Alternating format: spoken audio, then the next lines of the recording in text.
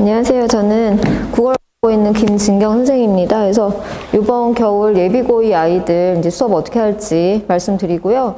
2학년 올라가면서 어머니들이 이제 국어 때문에 걱정이 많으실 것 같아요. 왜냐하면 학교별로 굉장히 많이 나눠지고, 그 다음에 이제 2학년 때부터가 개념을 갖고 이제 승부를 볼 수 있는 정말 그 학년이거든요. 그래서 심화도 들어가고 폭도 넓어지기 때문에 굉장히 어려워지는데요. 지금 2학년 아이들 잠깐 보시면, 네. 학교별로 정해진 게 달라요. 그래서 아시겠지만 이제 문학 같은 경우에는 거의 이제 공통으로 들어가는 편이고요. 그 다음에 독서가 들어가고요. 그 다음에 화작하고 언매가 있을 텐데, 요게 지금 수능에서 선택으로 바뀌어버렸잖아요. 그래서 당연히 전 같으면 2학년 때 1학기는 문학을 하고 그 다음에는 이제 언매를 하게 돼요. 이 언매가 문법이거든요. 그런데 그 수능에서 선택사항이 있다 보니까 거기 대부분 학교들에서 이제 요거를 커리를 바꾸셨어요. 그래서 화작하고 언매를 3학년 때로 빼버려요. 어차피 선택이니까. 그래서 이거는 3학년 커리로 이제 빠지는 학교들이 많고, 그 다음에 문학하고 독서를 가지고 하시죠. 그래서 1학기 때는 이제 문학을 거의 대부분 많이 하시는데, 그 다음에 2학기 때는 독서를 하든지 어떤 학교에서는 지금 언매 같은 경우에 같이 하든지 이렇게 하세요. 그래서 독서를 빼버리고 언매를 하는데, 어떤 학교는 1학기부터 2학기까지 그냥 문학하고 언매를 같이 하세요. 그러니까 아이들한테 선택사항을 주긴 했는데, 지금 상황에서 어떻게 들어가냐면 아이들이 거의 대부분 이게 언매가 문법이 어렵지만 문법을 선택을 하죠. 왜 그러면 수능에서 얘가 좀 더 유리한 걸 알기 때문에. 그 다음에 등급이 나오는 아이들은 당연히 언매 선택을 합니다. 그래서 지금 얘 같은 경우에 3학년 때로 빠졌다고 해가지고 아이들이 이제 헷갈리는 게 뭐냐면, 나는 어차피 3학년 때 문법인데 나는 수능에서 문법을 안 할 거야. 왜냐면 자신이 없거든요. 왠지 화작이 더 만만해 보이니까. 그러니까 나는 이제부터 2학년 때부터 문법을 볼 일이 없어 하고 문법을 딱 손을 놔버려요. 어떤 사태가 벌어지냐면 나중에 화작이 안 나올 경우는 어떡하냐는 거죠. 그 다음에 이제 내신을 챙겨가는 아이들 같은 경우에는 올라가서 학교에서 봐야겠지만 의외로 언매를 하는 아이들이 수능에서 선택하는 아이들이 굉장히 많아요. 이제 요거 가지고 가는 게 이제 표준 점수에서는 유리하니까. 그러면 이제 학교에서 많이 선택한 걸 가야 되는데, 나는 이제 언매를 하겠다, 화작을 하겠다 선택을 하는데 여기가 더 유리하다는 거죠. 그래서 만약에 내신을 갖고 가는 아이들은 여기 그 겨울방학 때부터 언매를 손을 놓으면 안 되는 그런 상황이고요. 내가 아무리 수능에서 언매를 안 할 거고 2학년 때 언매 과목이 안 들어온다 하더라도 여기 저희 예비고이잖아요. 지금 고등학교 2학년을 시작하는 지금 과정이거든요. 여기에서부터 문법을 놔버리면 진짜 고3 때 수능 볼 때까지 이제 문법을 할 시간이 없는 거예요. 그래서 내신 들어갔을 땐 당연히 문학하고 독서를 하실 텐데, 그러면 내가 준비를 안 해놓으면 여기에서 내가 수능을 보고 싶어도 못 보는 상황이 되는 거고요. 지금 저희는 어떻게 얘기를 하냐면, 언매가 어렵긴 하다. 근데 문법을 저희가 작년 1학년 동안도 한 번도 손을 놓은 적이 없어요. 왜냐면 중간기말 4번 시험에 문법이 계속 들어왔거든요. 계속 아이들이 했어요. 그래서 예비고일 때부터 저희 작년 요 시점에 예비고일 때도 문법을 총 정리를 8주에 걸쳐서 했고요. 그 다음에 이제 고1 들어와서 1년 동안 문법을 손을 놓은 적이 없어요. 문법은 계속 이어져 왔거든요. 그거를 다시 한번 예비고이 지금 시점에서 다시 한번 정리를 해주고 들어가는 건데요. 여기서 손을 넣으면 절대 안 돼요. 그래서 문법은 계속 가져가되, 내가 고3이 됐는데도 문법에서 계속 틀린다라고 하면 그때쯤에는 한 6월 모평 정도, 그때까지 보고 바꿀 수는 있어요. 화작으로. 그런데 화작을 하다가 이 화작도 만만치가 않거든요. 이게 그 시간을 잡아먹는 주범이기 때문에 국어에서 시간 부족한 아이들은 절대 화작 선택하지 말라고 저희가 그래요. 그래서 남자아이들은 거의 대부분, 특히 이과인 남자아이들은 거의 다 언매거든요. 왜냐면 화작에서 시간이 엄청나게 들어요. 그렇다고 얘가 쉬운 것만은 아니거든요. 그래서 만약에 고3을 갔는데 여기서부터 문법을 손을 놨어요. 나는 예비고이 때부터 지금 시점에서. 그런데 화작이 안 나와요. 그럼 얘를 갈아탈 수가 없다는 얘기예요. 그래서 항상 그 수능이라는 거, 입시라는 건 가능성을 열어놔야 되기 때문에 어려운 거는, 그 다음에 유리한 거는 가지고 가야 되는 거죠. 그래서 아이들이 굉장히 질문을 많이 하는데 저는 항상 이렇게 얘기를 해요. 그래서 언매는 가져가야 된다. 이제까지 우리가 했기 때문에 나중에 버려도 돼. 나중에 선택해도 된다라고 말을 하죠. 그래서 지금 예비고이 같은 경우에 이번 겨울방학에도 문법 수업을 할 겁니다. 그래서 이제 제가 기존에 데리고 있는 정규반 아이들이, 저희는 내년에 지금처럼 내신에 이게 안 들어가요. 근데 저는 안 들을래요 라고 하면 걔는 그냥 정규반 수업 듣게 하면서 그 학교에 맞춰준 정규반 수업을 하면서 이제 문법은 선택사항으로 듣게 하는 거예요. 하지만 그 방학 때 이루어진 예비고의 이제 꾸려지는 반에서는 저는 문법은 무조건 들어갈 겁니다. 그래서 그렇게 생각하시면 돼요. 선택이 여러 가지로 나눠져서 혼란스럽긴 하지만 공부하는 방법은 똑같아요. 그래서 뭐 제가 아이들이 선택이 달라졌다 해서 내신을 준비한다거나 수능 준비하는 거에서 많이 바뀐 건 없거든요. 그러니까 기존대로 하시면 될 것 같아요. 자, 그래서 이제 문학부터 보시면요. 저희가 겨울방학에 수능하고 내신에서 필요한 문학 개념 정리부터 먼저 들어갈 거고요. 이 문학 개념은 어머니들 아시겠지만 제가 매 방학마다 계속 돌리는 그런 개념 수업이에요. 이거는 여름방학에 4주밖에 안 돼서 굉장히 짧지만 그때도 이제 필수적으로 하는 수업이거든요. 그래서 이걸 해놔야 아이들이 수능에서 내신에서 이중선지 함정에 빠지지 않아요. 그래서 시개념 100개, 그다음에 소설 개념 80개를 하는데 되게 특이한 건 뭐냐면 저하고 작년에 수업했던 애들이 예비고1 겨울방학에 저랑 요 수업을 했어요.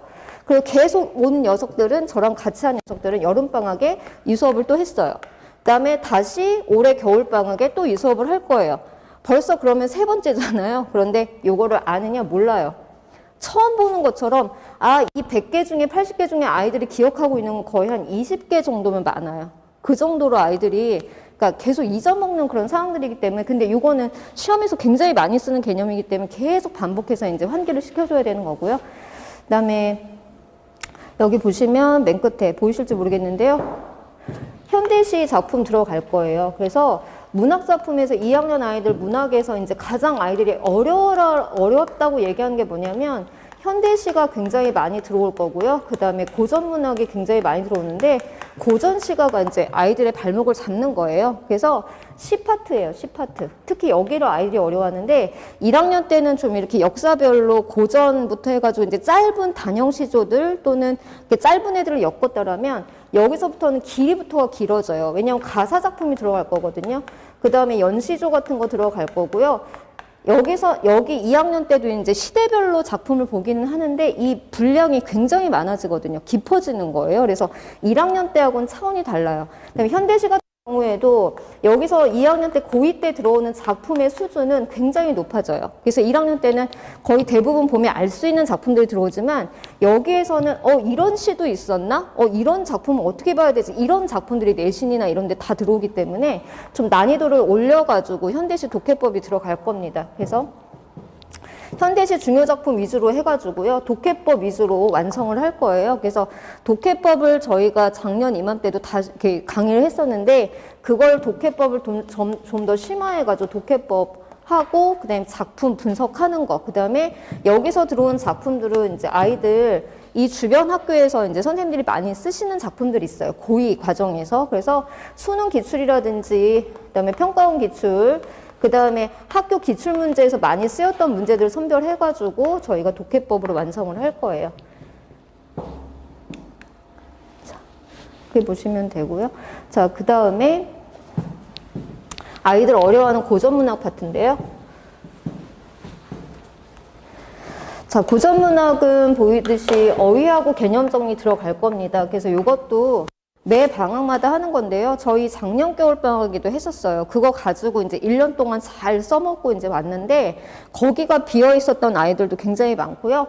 그러니까 외계어예요. 우리 문학이지만 그냥 영어보다 더 어려운 거예요. 아이들한테 외계어이기 때문에 이것도 방학마다 계속 외우게 하거든요. 그래서 외우는 어휘의 개념의 개수를 모으면 이것도 80개 정도인데 이거는 그냥 한 번 외우면 고3 때까지 계속 그냥 쓰는 거예요. 고전시나 아니면 고전 소설에서 나오는 것들. 그래서 그걸 다시 한번 정리를 해주면서 고전시가 보시면 작품 중요도 순으로 정리를 할 거예요. 아까 말씀드렸듯이 아이들이 문학작품에서 가장 어려워하고 고전하는 게 역시 고전문학이거든요. 그래서 2학년 때는 선생님들이 이게 묶는 반경이 작품 하나가 나와요. 그러면 그것과 이렇게 같이 내시는 이 바운더리가 굉장히 넓어지거든요. 아이들한테 통합적으로 이게 볼 수 있냐를 물어보시는 게 고2 문학이에요. 그러니까 정말 고등학교 시험에서 가장 정수라고 생각하시면 돼요.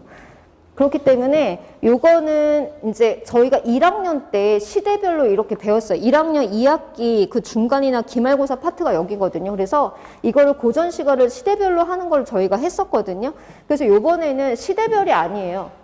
아이들은 시대별로 이제 머릿속에 정리가 되어 있거든요. 아, 얘가 이렇게 흘러왔고 얘한테 이렇게 영향을 줬어. 이건 알기 때문에 이젠 중요도 순으로 작품을 정리를 할 건데, 중요도 순이라는 거는 고2 때 내신에서 모의고사에서 이렇게 활용도가 높은 아이들이죠. 그래서 1학년 때는 가사 다뤄봤자 뭐 정철의 삼위인국, 송미인국 이거를 하지 않은 학교도 굉장히 많아요. 안 하고 올라오는 아이들도 많은데 일단은 가사 작품 위주로 정리를 할 거예요. 가사 작품, 뭐 규원가부터 해가지고 필수 가사 한 10개 정도를 다 정리를 할 겁니다. 자, 그 다음에 이제 단형시조인데 1학년 때는 단형시조 이렇게 딱딱 3줄짜리를 뭐 100개 정도 봤다라고 하면 이제는 연시조예요. 그래서 가사나 연시조는 수능에서도 연계율이 굉장히 높은 아이들이거든요. 그래서 연시조가 굉장히 중요한 애여서 이 연시조 위주로 또 정리를 할 거고요. 한시 들어가고 그다음에 고려가요, 향각, 고대가요 가는데 말씀드렸듯이 얘는 중요도 순이에요. 이 역으로 하면은 이게 시대순이거든요. 근데 중요도 순으로 작품을 볼 거예요. 그래서 이렇게 정리를 할 겁니다. 아, 그 다음에 여기서 저희 어휘 개념 정리하는 거 있잖아요. 이거는 아이들을 그 뭐든지 머리에 박아주는 그 방법은 테스트밖에 없어요. 그 얘네들은 미안하긴 한데 그냥 쉽게 그냥 외워라 라고 해서는 절대 되지 않기 때문에 이거는 저랑 딱 수업을 시작하면서부터 계속 이제 끝날 때까지 계속 테스트로 계속 할 거예요. 그래서 중간에 고전 시가가 끝나더라도 저하고 이제 이게 커리가 2월 말까지거든요. 방학 커리여서.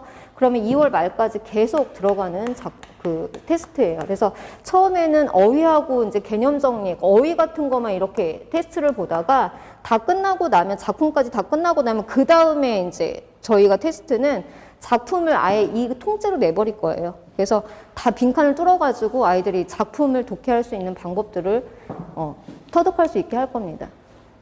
요거는 제 이제 시험 때 들어가는 자료예요. 문학작품 시험 때 아이들한테 핵심 정리 자료 주는 거거든요. 그래서 개념을 알아야 이런 거 특징 같은 게 다 이제 선택지로 들어오는 애들인데 개념을 알아야지만 외울 수가 있어요. 이거 무식하게 외운다면 절대 못 외워요, 이거. 그래서 작품이 뭐 저희 문학 작품이 시험에 몇 개 들어오냐면 많은 학교는요 20개 가까이 들어와요. 20개. 교과서에서 선생님들이 한 10개 내시고요. 프린트로 10개가 들어와요. 그럼 저희가 선생님이 지목해 주신 작품은 20개지만 제가 그러면 이제 엮어가지고 준비해 주는 건 거의 50개까지 가는 거예요. 왜냐하면 범위를 넓혀서 아이들이 보지 못한 작품은 풀 수가 없어요. 그러니까 되도록이면 다 볼 수 있게 해가지고 들어보내는 거거든요. 이렇게 보시면 되는데 아이들이 이 20개 작품을 달달 외워야 돼요. 그래서 주제가 뭐냐 딱딱딱 나와야 되거든요. 제가 가장 중요시하는 게 주제인데 뭐든지 작품의 주제는 다 꿰뚫고 있어야 돼요. 그래서 문제를 풀 때는 주제를만 가지고도 다 풀리거든요. 아이들한테 100점 맞은 아이들한테 물어보면 주제는 다 알고 있어요. 그런데 정말로 성적 안 나온 애들 단점이 뭐냐 딱 보면 주제를 몰라요. 근데 주제는 한 문장으로 외우는 게 아니고 그냥 한 단어로만 외우면 되거든요. 그래서 여기서 뭐냐 광활한 요동불판을 보면서 느끼는 그 감격 또는 뭐 반성 이런 단어 하나만 외워주면 돼요. 그래서 이런 것들을 포인트를 잡아주는 거죠. 네, 그래서 이제 시험 때는 나중 가면 다 이걸 다 빈칸을 다 뚫어버려요. 무식하게 다 뚫죠. 왜냐하면 아이들이 다 쓸 수 있거든요. 그 다 쓸 수 있게까지 만드는 게 이제 내신의 포인트고요. 그래서 이제 제가 데리고 있는 아이들이 100점, 그다음에 뭐 국어는 전교 1등 놓치지 않고 따라오는 거거든요. 근데 그럴 수 있는 게 딱 중간고사, 뭐 기말고사 딱 판이 열렸을 때 저희가 100점을 맞을 수 있는 건 지금 방학 때 탄탄하게 기본기를 다져서 가기 때문이거든요. 그래서 그게 쌓여야지만 아이들한테 외우라고 했을 때 아이들도 머리에 들어오는 거지 이런 생소한 말들을 외울 수가 없어요. 그렇기 때문에 이제 방학이 굉장히 중요한 시점이죠. 자, 문법입니다. 아까 말씀드렸듯이 저는 문법을 정리를 할 거고요. 네. 핵심 문법, 내신과 그 다음에 모든 다 아우러서 이제 그 문법에서 필요한 핵심 내용들 다 들어갈 거고요. 여기 다 저희가 1학년 때 다 했던 것들이에요. 그래서 2학년 때도 의문, 품사, 합성어, 파생 뭐 해가지고 문법 요소까지 싹 다 정리를 할 거고 국어의 역사 같은 경우에는 이게 이제 국어의 역사 중세 뭐 근대 이렇게 가는데 2학기 내신에서 문법에서 여기까지 다 들어가요. 다른 학교 안 내던 학교들도 이걸 다 올해는 다 냈는데요. 중세국어부터 해서 저희는 1학년 때 15세기 중세국어만 배웠어요. 그런데 2학년 때 내신에서 어디까지 가냐면 17세기 국어까지 가요. 그래서 17세기까지 다 구분하게 만들거든요. 그렇기 때문에 여기까지 1학년 과정이면 2학년 과정 여기까지 다 정리를 할 겁니다. 17세기까지 어떻게 다른지에 대해서. 그래서 다 수능 기출문제, 내신 기출문제 싹 다 풀릴 거예요. 그래서 수능 기출까지, 평가원 기출까지 이 주변에 있는 2학년 교과서가 5종을 쓰거든요. 이 5종의 출판사의 문제를 싹 다 풀려버릴 거예요. 방학 때. 그래서 아이들이 이제 문법에 들어왔을 때 이제 당황하지 않도록. 그래서 저희 여기 준비하는 게 그 3월 모의고사 있잖아요. 그 모의고사도 함께 준비하는 그런 과정이기 때문에 굉장히 중요하다고 보시면 돼요. 자, 이게 문법 정리 자료고요. 저는 좀 그 수업을 아이들 대비를 좀 무식하게 시키는 편이에요. 그래서 무식하게 하는 게 가장 머리에 남고 가장 좋은, 효과 좋은 방법이거든요. 그래서 다 그냥 이것도 다 그냥 빈칸을 뚫어버리는 거예요. 교과서에 나오는 예시, 너네 교과서 아니고 선생님들이 어떻게 내시냐면요.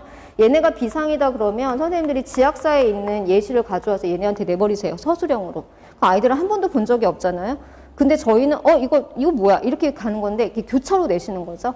그렇기 때문에 얘네 교과서 말고도 다른 교과서에 있는 예시를 싹 다 가지고 와가지고 애들을 다 풀려버리는데 문법도 눈으로 보는 게 절대 아니거든요. 손으로 푸는 거예요. 그래서 다 빈칸을 뚫어서 하나하나 다 손으로. 그래서 15세기 중세국어, 17세기 근대국어도 다 손으로 쓰게 만들어요. 그래서 절대 그거는 저희가 지금 쓰는 말도 아닌데 이런 말들을 애들이 눈으로만 보고는 절대 해석을 할 수가 없거든요. 여기다 해놓고 옆에 화살표 쳐놓고 분석해라고 하거든요. 수업 시간에 배웠던 걸 다 자기의 그 손으로 다 쓰면서 분석을 해야 돼요. 여기에 문법이 뭐가 들어갔는지. 그래서 좀 무식하게 시키는 편이에요. 근데 이게 효과가 가장 좋습니다. 그다음에 독서입니다. 아이들이 이번에 2학기 때 내신 독서를 한 학교들이 굉장히 많아요. 그래서 뒤통수 맞은 녀석들이 많은데 감을 못 잡는 거죠. 어떻게 공부해야 되는지. 독서를 한 번도 안 해봤거든요. 그러니까 선생님들도 올해 처음 독서를 도입한 학교들이 굉장히 많아요. 그동안 독서를 안 하다가. 왜냐하면 엄매하고 화작을 3학년을 빼야 되기 때문에 2학기 때 또는 1학기 때 독서가 들어갈 수밖에 없거든요. 그러니까 자료가 많지 않죠. 선생님들도 그렇고 아이들도 그렇고. 그런데 요거는요. 독서는 제가 볼 때는 내신하고 수능하고 그러니까 아이들 이제 모의고사죠. 이거 공부하는 방법은 전혀 다른 거예요. 뭐냐면 내신은 내신답게 내죠. 독서여도. 아무리 이게 독서가 비문학이거든요. 이 독서 교재도 들어오고 여러 가지 들어오지만 선생님들이 비문학 지문을 뽑으셔가지고 비문학을 파트별로 예술, 인문, 과학 해가지고 파트별로 이제 내시는 거예요. 그래서 어떤 학교에서는 교과서에서 10지문 낸다 그러면 평가원, 수능 해가지고 여기서 몇 년부터 몇 년까지 몇 지문, 몇 개 해가지고 거의 여기가 한 25개에서 30개의 지문을 보게 만드시거든요. 근데 요번에 이제 어떤 학교에서는, 교과서에서 한 4지문밖에 안 냈어요. 거기에 2세트를 아이들이 보도 듣도 못한 정말로 한 번도 얘기해주지 않은 생소한 지문을 딱 집어 넣으셨어요. 얘기해주지 않은 거를. 그냥 니네 실력과 풀어봐라 이거죠. 여기에서 등급이 결정이 됐거든요. 그러니까 이제 아이들이나 어머니들이 어떻게 준비를 해야 되냐라고 말씀하세요. 근데 비문학은 내신 때 비문학은 내신답게 저는 준비를 하거든요. 그래서 어떻게 했냐면 교과서에 있는 거를 그냥 무식하게 다 그냥 빈칸을 뚫어버려요. 나중에는 이게 단락별로 다 지문 독해 해주거든요. 해놓고 여기에 중요한 단어 접속사 같은 거 있잖아요. 다 나중엔 뚫어버리고 밑에다가 다 서술형으로 쓸 수 있게 제가 하나하나 문제를 다 만들었어요. 그러니까 왜냐하면 자료가 없어요. 독서에 대한 자료가. 시중 교과서 그 문제도 한계가 있거든요. 몇 개 없어요. 그러니까 다 하나하나 문제를 내가지고 아이들한테 이 글을 씹어 먹고 들어가야 돼 라고 말을 했어요. 씹어 먹고 들어가야 돼요. 안 그러면 독서에서 어떤 일이 벌어지냐면 애들이 시간이 없어서 못 풀어요. 그러니까 교과서 지문을 싹 다 머릿속에 저장을 한 상태에서 지문을 보지 않고 그냥 문제를 풀어도 100점이 나올 수 있게 대비를 하고 들어가고 이렇게 외부 지문이 들어왔을 때 여기에다가 시간을 써야 되거든요. 그래서 이번에 좀 푸는 속도가 늦은 아이들은 이 외부 세트를 다 버렸어요. 그러니까 성적이 60점대, 70점대 거의 1등급 달렸던 아이들이 그렇게 뒤통수 맞은 경우가 굉장히 많았거든요. 2학기에. 그래서 이제 독서는 방학 때 어떻게 할 거냐면요. 내신 때는 제가 내신답게 독서를 정리를 할 거예요. 그 다음에 어떻게 하냐면 이렇게 빈칸 뚫어서 하고 그 다음에 연계해서 나올 수 있는 거 있잖아요. 싹 다 모아서 그것도 해줬어요. 그래서 거기서 적중률이 나왔는데 아이들이 정말로 시험 끝나고 선생님 짱이에요 라고 문자가 왔어요. 뭐냐면 선생님이 찍어준 외부 지문이 그대로 나온 거예요. 그렇게 내신은 대비하는 거거든요. 그럼 저희가 방학 때 할 거는 뭐냐면 이 내신을 위해서 저희가 이제 방학 때 할 거는 그거밖에 없어요. 독해법이거든요. 비문학이 나왔을 때 어떻게 독해할래? 그래서 지금 고2가 되는 아이들이지만 비문학 지문을 줬을 때 정확하게 밑줄 칠 수 있는 데만 치는 아이들은 거의 없어요. 접속사에 표시하는 아이들 거의 없거든요. 접속사 나오면 거의 이거 아니면 이거 두 개로 그냥 이 두 개의 문의로 그냥 판가름하는데 그렇지 않거든요. 접속사에도 굉장히 많은 화살표가 역으로 가는 것도 있고 뒤로 가는 것도 있고 그 다음에 동그라미 세모해야 되는 것도 있지만 체크해야 되는 것도 있고 밑줄이 굉장히 달라지거든요. 밑줄의 위치예요. 얘는 밑줄을 뒤에다 쳐야 되고 얘는 앞에다 쳐야 되거든요. 이런 것들을 보여주는 거예요. 그래서 독해법을 이제 할 거고요. 단락별 핵심 내용을 손으로 쓰면서 이제 핵심 내용 정리를 할 거고요. 요번에 어떻게 나왔냐면 처음 보는 지문을 주고 단락별로 이 단락의 핵심 내용을 한 문장씩 요약해. 이게 서술형이었어요. 그러니까 시간이 부족할 수밖에 없죠. 생전 처음 보는 그런 유형인데 독서는 이렇게 나올 가능성이 많아요. 그래서 단락별 핵심 내용 파악하는 방법들을 할 거고요. 그다음에 밑줄 치는 방법 공략인데요. 저는 이거 되게 중요시해요. 그래서 애들한테 너 시험지 갖고 와. 보면 등급이 나와요. 밑줄 치는 거에서 따라서 등급이 나오거든요. 요거를 공략해 줄 겁니다. 자, 그래서 이제 비문학 지문을 가지고 내신 기출문제 이런 거하고 그 다음에 수능 기출문제 지문을 가지고 아이들을 탄탄하게 연습을 시키면서 갈 겁니다. 자, 여기까지가 정규 수업이고요. 그 다음에 모의고사 심화 수업이 있어요. 이게 방학 때마다 이루어지는 건데 정규 수업과 별개로 요거는 따로 진행이 되는 모의고사 심화 수업이에요. 모의고사 심화. 그래서 요거는 선택이십니다. 이걸 다 들어와야 되는 거 아니고 선택사항으로 들어가시면 돼요. 그래서 자 1등급을 위한 심화 수업인데 요거는 80분 동안 저희가 모의고사 보는 것과 동일하게 그렇게 할 겁니다. 그래서 아이들 불러가지고 아침 시간에 모의고사 보는 시간이 8시 40분에서 10시까지예요. 동일하게 문제 풀리고 이후에 이제 그 오답이 들어가는데 1대1로 들어가는 오답이에요. 그래서 이제 오답풀이 할 때는 정답지를 주지 않아요. 체크만 하게 하고 정답지 걷어버리고 자기가 이게 그 오답을 하는 건데요. 이거는 저하고 1대1로 들어갈 거예요. 그래서 많은 아이들이 그 할 수가 없어요. 이거는 인원 제한이 있거든요. 그래서 이건 신청자에 한해서만 이루어지는 거고요. 미리 예약을 해주셔야지만 클리닉이 들어갑니다. 그래서 여기서 하는 건 뭐냐면 그냥 모의고사 풀고 가는 게 아니고요. 요게 분석표예요. 모의고사 풀고 나면 쓰는 분석표인데 이렇게 되는 거죠. 지금 이 두 개가 비문학이, 이 두 개가 문학이거든요. 자, 뭘 보시냐면요. 여기에서 그 문제 유형을 보세요. 그래서 자, 사례 적용 문제, 구체적 사례 적용 해갖고 똑같이 들어가 있잖아요. 3점이에요. 비문학 지문, 문학 지문은 다르지만 나오는 패턴 문제 유형이 같다는 얘기예요. 여기서도 보시면 서술상의 특징 똑같이 들어가 있잖아요. 서술상의 특징. 그죠? 그 다음에 문맥적 의미 파악하는 거 다 똑같이 들어가 있어요. 그러니까 문제가 45문제지만 묶여지는 문제 유형은 굉장히 단순하거든요. 그래서 아이한테 체크를 하게 해요. 너 틀린 거 체크해. 그러면 되게 특이한 게 뭐냐면 동일한 것만 틀리고 있어요. 그러면 얘 같은 경우에 서술상의 특징이 문제잖아요. 그럼 요거만 묶어가지고 개인 과제가 나갈 거예요. 잘하는 건 건드릴 필요가 없어요. 약점 유형에 대한 개인 과제가 나가고 그 다음 주에 왔을 때 모의고사 풀리면서 개인 과제 함께 그 약점 유형 체크해 주는 거예요. 그 다음에 모의고사 풀고 그 다음에 또 나오는 개인 그 약점 유형을 다시 한번 체크를 하고 그런 식으로 들어가는 거죠. 그래서 처음에 왔을 때는 뭐 고2다 그러면 1회에는 모든 아이들이 같은 그 모의고사를 풀게 돼요. 모르니까. 그런데 2회차부터는 고2지만 어떤 아이는 고3 거를 풀 거고요. 고2지만 어떤 애는 고1 거를 풀 거예요. 그 아이의 난이도에 맞춰가지고 제가 만들어 갈 거거든요. 그래서 2월 말까지 방학을 딱 시작하자마자 2월 말까지 들어오면 꽤 여러 차례 들어올 수 있고요. 요거는 3월 모의고사 100점을 기준으로 해가지고 가는 그런 수업이라고 생각하시면 됩니다. 네. 문학 독서 시간 배분이요? 네. 네, 저희가 3시간 수업인데요. 3시간 수업인데 이거를 반씩 나눠서 가져갈 거예요. 네. 그래서 네, 반씩 나눠서 가져가는데 여기에서 이제 문학 파트 들어가면서 문법 같이 시작을 할 건데 이러면서 여기에서 먼저 끝나는 아이들이 있어요. 그러니까 문학은 이제 고전시하고 현대시가 두 개가 같이 들으니까 오래 걸릴 거고요.